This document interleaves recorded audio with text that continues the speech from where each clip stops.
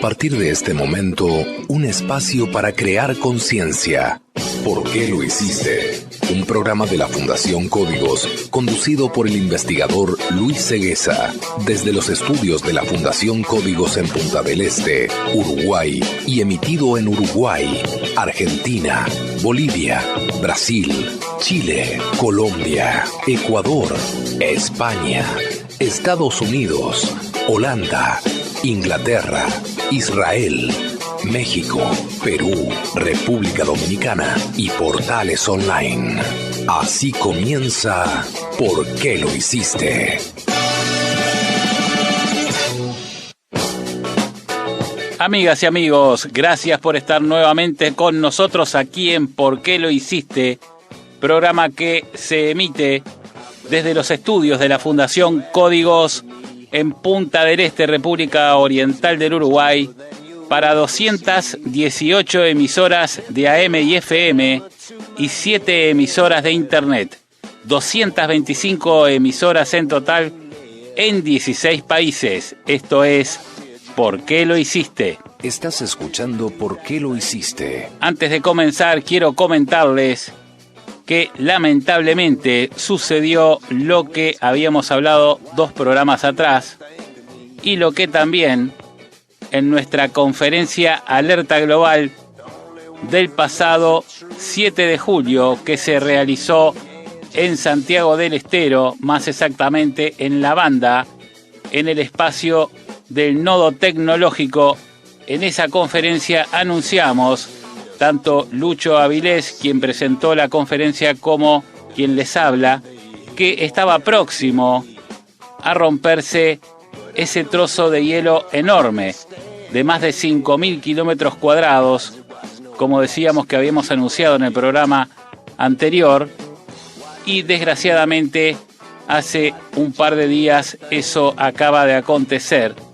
Hay un bloque enorme de hielo de 350 metros de profundidad, de 5.800 kilómetros cuadrados de tamaño, señoras y señores, flotando a la deriva en el océano. Lamentable, la barrera Larsen C se rompió tal cual estaba anunciado en el libro de Lucho Avilés, Negro y Rojo, un libro que habla mucho de medio ambiente y de las conspiraciones del medio ambiente. Allí estaba anunciado esto antes de que fuera anunciado del peligro de ruptura de la barrera Larsen C. Lamentable decimos porque es un daño ecológico tremendo, sobre todo para la fauna marina. Y bueno, esto ya es irreversible, señoras y señores. Esto es, desgraciadamente, el comienzo del fin. Hay que actuar rápidamente porque el planeta no nos espera. Vamos a los titulares de hoy con Majo López. Tormentas solares a análisis. ¿Nos enfrentaremos a un apagón mundial?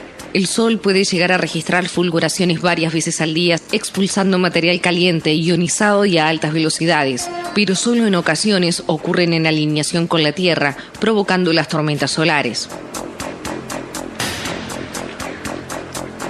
Por ley, los techos en Francia deberán estar cubiertos de plantas o paneles solares. Los techos verdes tienen un efecto aislante que ayuda a reducir la cantidad de energía necesaria para calentar el edificio en invierno y enfriarlo en el verano. Además, reducen los problemas de correntía y favorecen a la biodiversidad y a las aves que necesitan anidar en la llamada jungla urbana. La industria farmacéutica tiembla por descubrimiento de joven de 16 años. Un genio está haciendo temblar al mercado farmacéutico gracias a su descubrimiento. Se llama Andraka y tiene 16 años y ha inventado un sensor que detecta al cáncer en solamente 5 minutos y en etapas tempranas del mismo. Cáncer. El hombre que descubrió esta enfermedad reveló un secreto. Muchos alimentos que consumimos a diario son nocivos para la salud, pero también la falta de oxígeno en nuestras células puede propagar esta enfermedad. Y vamos al desarrollo de la primera noticia de hoy con Majo López. Noticias. En ¿Por qué lo hiciste? Noticias. En el año 2015, los científicos registraron un evento equivalente a 10.000 millones de bombas atómicas de Hiroshima. pero se estima que fue solo una mínima fracción de lo que ocurrió en 1859, cuando llegó a nuestro planeta una tormenta solar tan intensa que se observaron auroras boreales en pleno Madrid. Algunos expertos creen que este tipo de fenómenos tan potentes pueden ocurrir en intervalos de unos 150 años, por lo que podríamos estar cerca de otra gran tormenta solar. Y si esto sucediera, ¿el mundo interconectado en el que vivimos podría sufrir un apagón mundial? El coordinador del grupo de heliofísica de la Agrupación Astronómica de Madrid, Ángel Manuel López, y el profesor del Departamento de Astrofísica de la Facultad de Física de la UCM, Pablo Pérez González, dan las claves. ¿Qué son las tormentas solares y cada cuánto tiempo se producen? Las tormentas solares que llegan a la Tierra se llaman también tormentas geomagnéticas. Provienen de las fulguraciones solares y de las emisiones de gas coronal, unos eventos que se producen en zonas localizadas del Sol. Ahora bien, no todas las fulguraciones producen tormentas solares, y las que se producen pueden ser de intensidad variable. Cuando dichos eventos tienen la intensidad suficiente y se producen junto con el lugar adecuado del Sol en dirección a nuestro planeta, pueden provocar una tormenta solar que alcance a la Tierra, pero los científicos aún no son capaces de predecir cuándo el Sol va a tener una fulguración ni su localización o intensidad. El Sol pasa de activo a inactivo cada 5,5 años, siguiendo un ciclo de 11 años. El máximo de actividad más reciente se dio en el año 2013 y nos estamos moviendo hacia un mínimo que se espera para 2018, para luego tener un movimiento máximo en 2024, explica el profesor del Departamento de Astrofísica, Pablo Pérez. Sin embargo, estamos lejos de un mapa del tiempo, con tormentas solares, porque depende de cómo se encuentre la actividad solar y de la extensión y complejidad de las manchas que haya en ese momento. Ojalá se pudiera predecir, pero a la fecha de hoy es imposible. Muchos científicos están intentando buscar en el Sol, mediante la observación diaria en todas las longitudes de onda, una señal que, con suficiente antelación, indique que se está gestando una gran fulguración para tener tiempo de mandar un aviso de lo que viene y tomar las medidas necesarias para evitar daños importantes.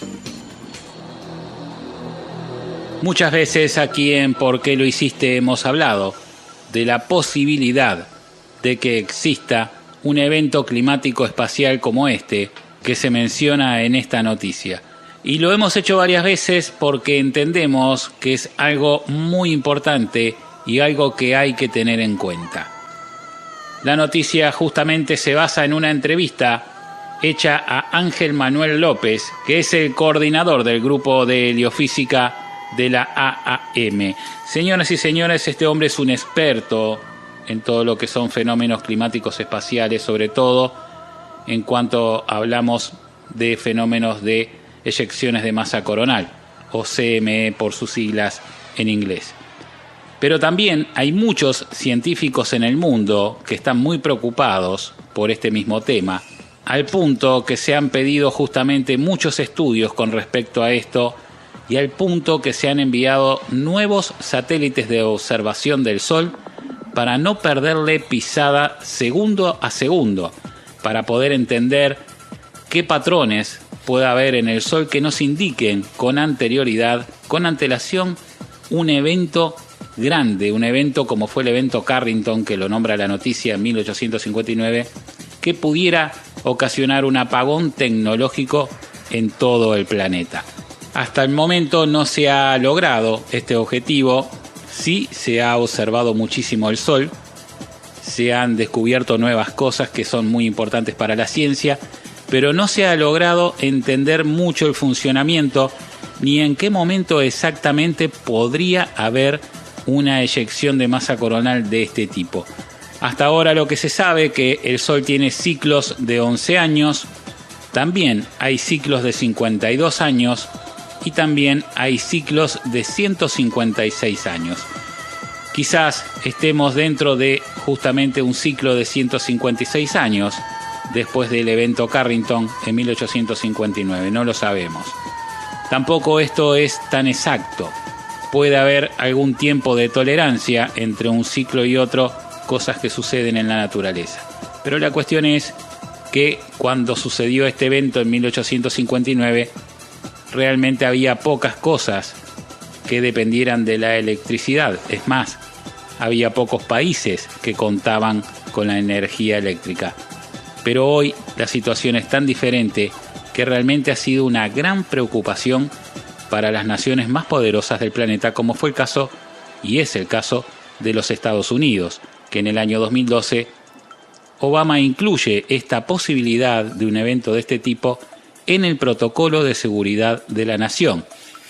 Y justamente se le ha dado instrucciones a todos los gobernadores de los estados para estar preparados para un evento de este tipo que ellos lo llaman la tormenta solar del siglo. Comunícate con nosotros.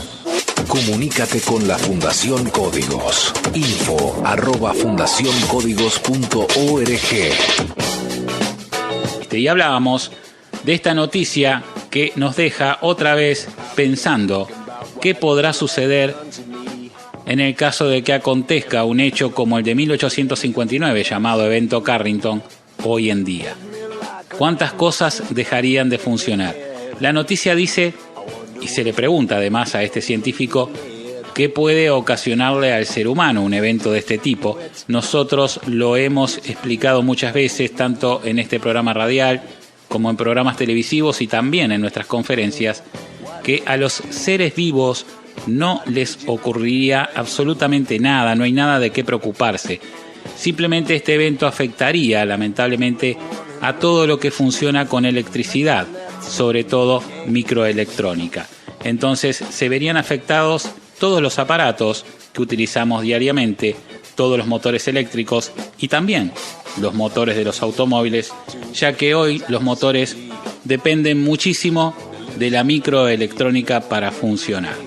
Si pensamos solamente que en 1859 los cables de energía, los cables del tendido de energía eléctrica, que eran mucho más gruesos que los que tenemos hoy, se incendiaron literalmente y se incendiaron también los telégrafos que habían en ese momento. Imagínense en lo que puede suceder hoy con un transistor, por ejemplo, que tiene un delgadísimo hilo de oro más fino que un pelo. Al cortarse ese hilo, ese aparato ya directamente no funcionaría más. Esto ya ha acontecido, pero no a nivel global, sino en algunos sectores del planeta con radiaciones electromagnéticas provenientes del Sol. Por ejemplo, habían cámaras argentinas filmando en México una vez sobre una montaña y de repente las dos cámaras se quemaron al mismo tiempo por los efectos de una radiación solar. Solamente se perdieron esas dos cámaras, obviamente no volvieron a funcionar más, no sucedió nada más, pero fue algo localizado. Imagínense un evento global que hoy pudiera dejar a todo el planeta en un apagón tecnológico. Por eso nuestra fundación insiste con este tema, porque la realidad es que esta posibilidad existe, es algo que puede suceder y tenemos que estar preparados para ello. Tenemos que pensar que tenemos en ese momento que tener reservas de alimentos y también reservas de agua y instrumentos y herramientas que sean manuales, que no necesiten de la electricidad para poder sobrevivir el tiempo que sea necesario hasta que la energía se restablezca. Muchas veces me preguntan cuánto tiempo puede pasar y realmente no se sabe hoy cuánto tiempo puede pasar, porque según el daño que este tipo de tormenta solar pudiera hacer, pero podría ser desde 2 días a muchos años. Todo depende de qué daño nos ocasionaría una eyección de masa coronal de este tipo. Vamos ahora con la segunda noticia de hoy con Majo López. Noticias. En ¿Por qué lo hiciste? Noticias. La ley, aprobada el pasado mes de marzo por el Parlamento francés, fue un poco más limitada que las peticiones de los activistas medioambientales, quienes pedían que el techo completo de los nuevos edificios estuviera cubierto de plantas, ya que la ley solo exige que parte del techo contenga plantas o paneles solares. Pero de todas formas, podríamos llamar a esto una victoria a favor del medio ambiente. Los tejados en los edificios con plantas y arbustos ayudarán a absorber el agua de la lluvia y reducirán la escorrentía. Proporcionarán espacios verdes en zonas urbanas que pueden jugar un papel importante en la reducción del efecto urbano de la isla de calor. Este fenómeno ocurre cuando las áreas urbanas se construyen, destruyendo la vegetación local y reteniendo más calor, con un aumento de la temperatura entre 1,8 y 5,4 grados Celsius. La opción prevista por los legisladores de instalar paneles solares también puede ayudar a Francia a ponerse al día en el desarrollo de la energía solar, mientras que la vecina Alemania ha hecho grandes progresos en el desarrollo de su capacidad solar. Francia tenía solo 5 gigavatios de energía fotovoltaica instalados en el verano pasado, lo que representa el 1% de toda la producción de energía del país.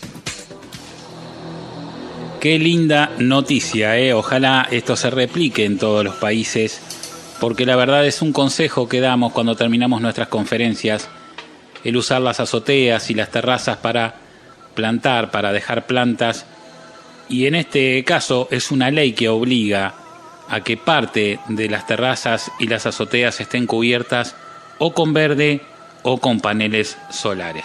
Realmente cuando uno ve desde el avión que está llegando a una ciudad, si uno mira bien, uno se da cuenta que realmente es una gran jungla de cemento. Y también uno puede notar, cuando está en una ciudad, en una urbe muy grande, como puede ser la ciudad de Buenos Aires, por ejemplo, que el calor se retiene más que si estuviéramos en un lugar, obviamente, con verde, con árboles y con agua circulando. Las ciudades son como un gran horno, sin duda, y aumentan el calor. Además, la noticia dice que el cumplir con esta ley haría que el agua sea absorbida, obviamente, en estos techos por las plantaciones que tienen. Esto reduce, obviamente, todas las aguas que circulan por las calles en momentos de lluvia. Además, absorbe el calor.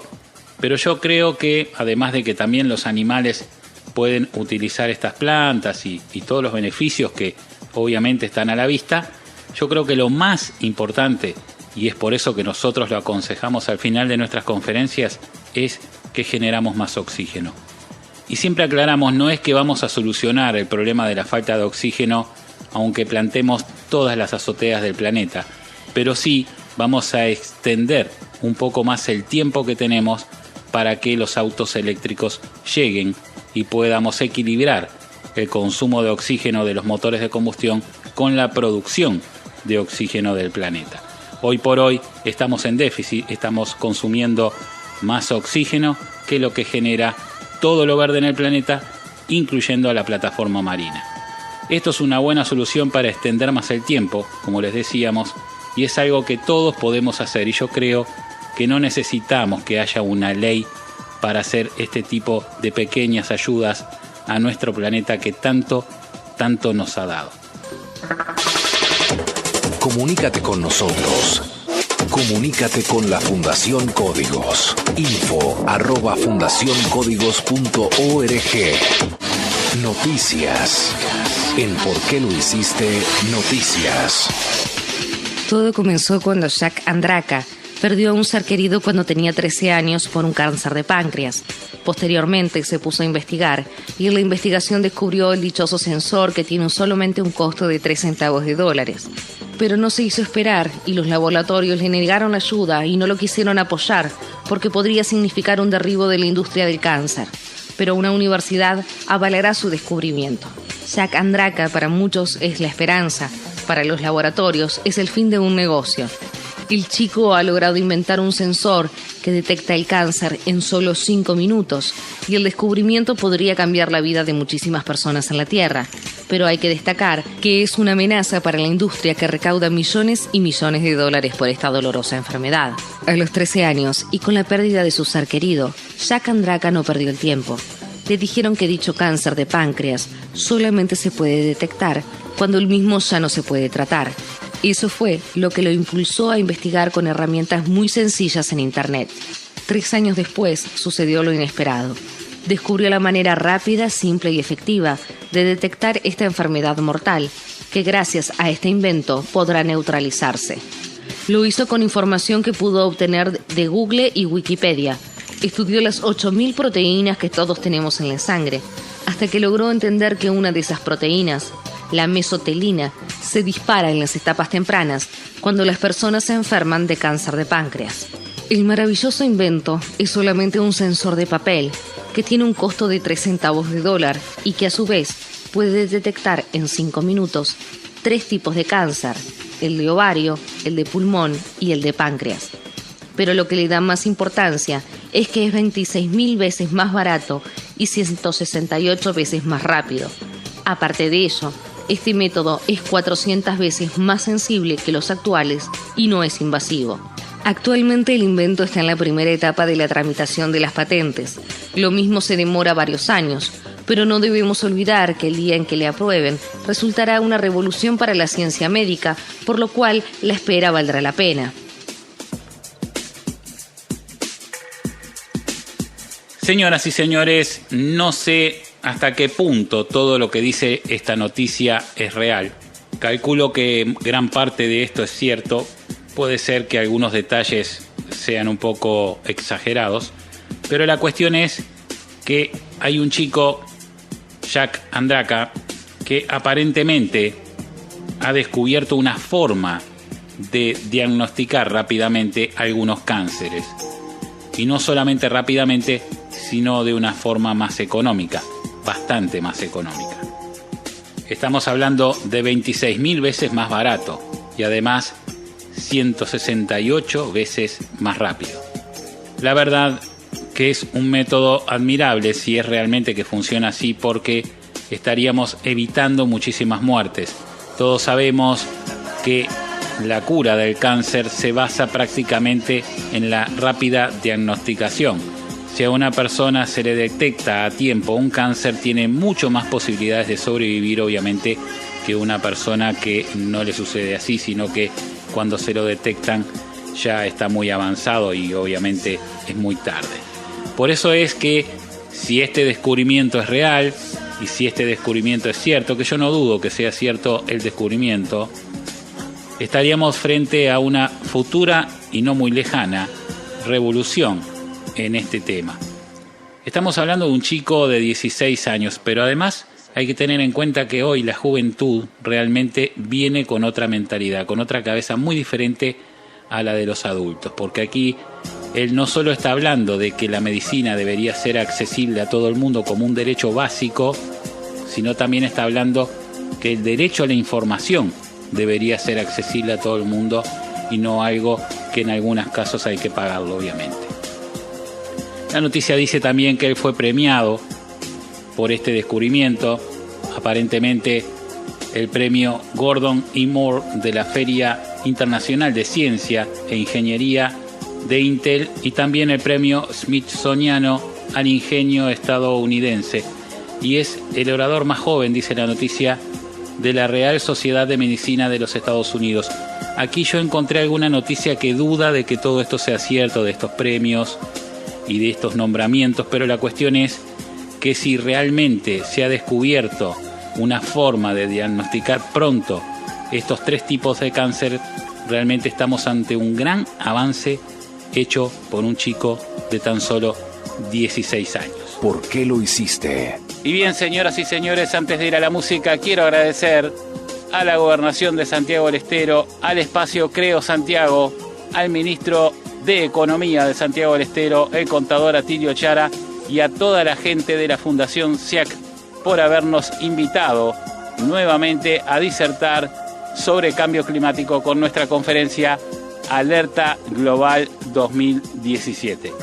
Vamos a la cuarta noticia de hoy con Majo López. Noticias. En ¿Por qué lo hiciste? Noticias.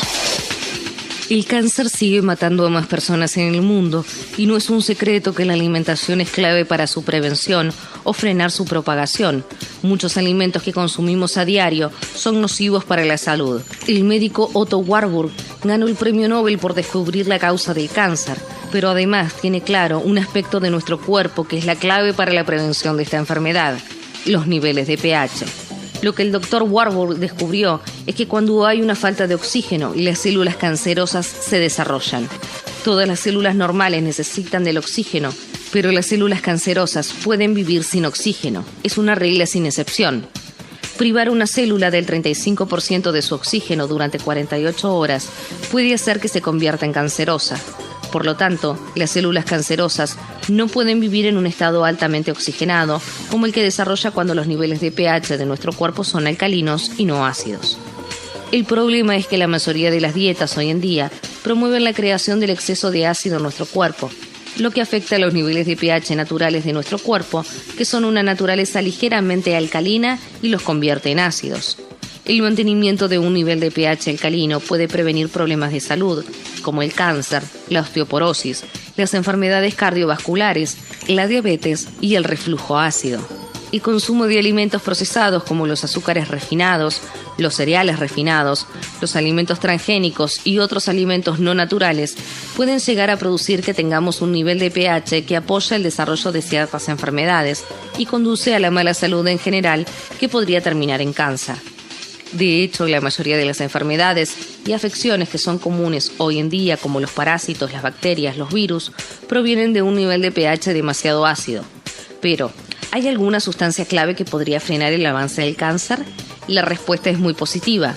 Hay un remedio natural que puede utilizarse en casa, que es simple y fácil de conseguir. Todo lo que se necesita es 1/3 de una cucharada de bicarbonato de sodio y 2 cucharadas de jugo de limón o vinagre de manzana.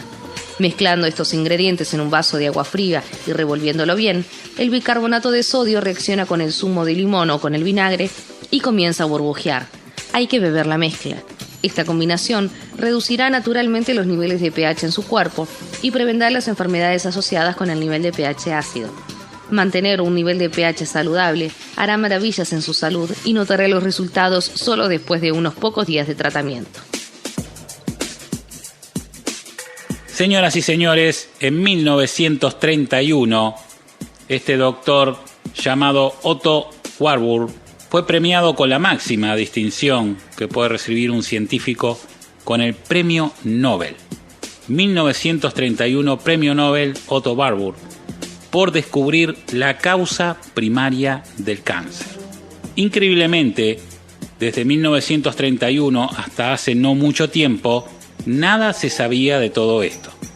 Gracias a que alguien lo reflotó y comenzó a circular en internet, nos estamos enterando de que ya se había descubierto aparentemente una cura para el cáncer, o por lo menos para mejorar el cáncer, en 1931. El secreto está justamente en lo que sucede en la célula cuando vive en un ambiente anaeróbico.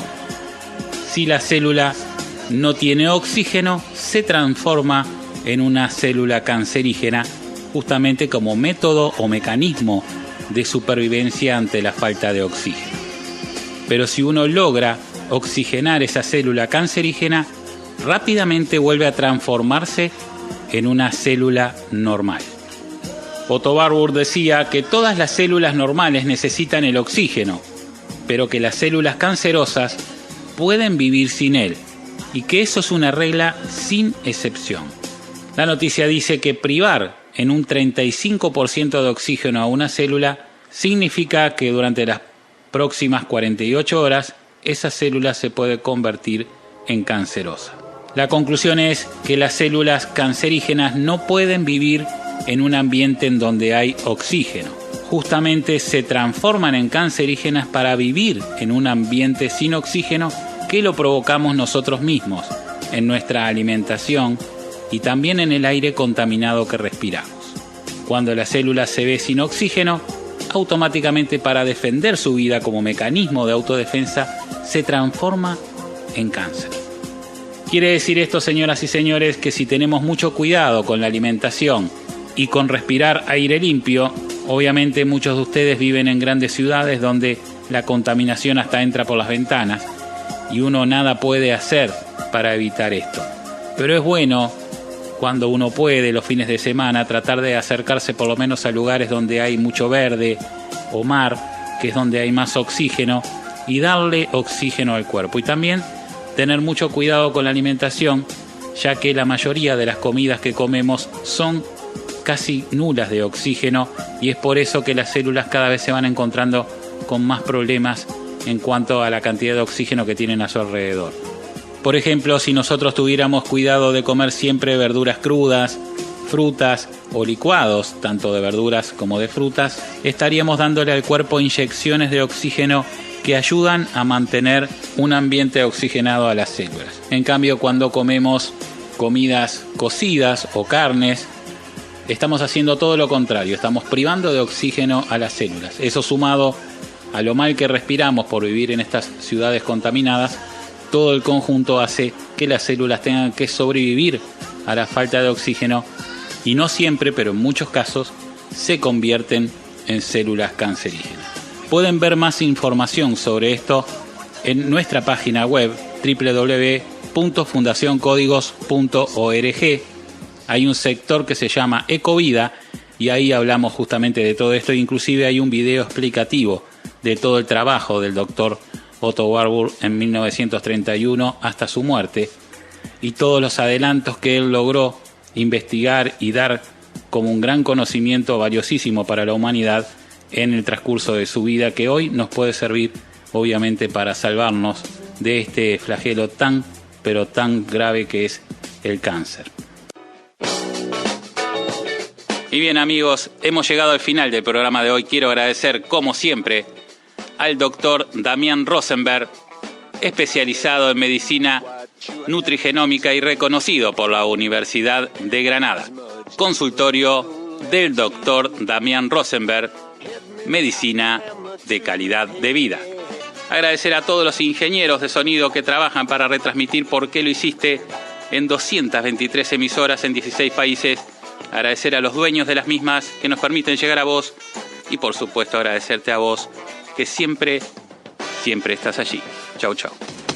Hasta aquí te presentamos ¿Por qué lo hiciste? Desde los estudios de la Fundación Códigos de Punta del Este y para Uruguay, Argentina, Bolivia, Brasil, Chile, Colombia, Ecuador, España, Estados Unidos, Holanda, Inglaterra, Israel, México, Perú, República Dominicana y portales online.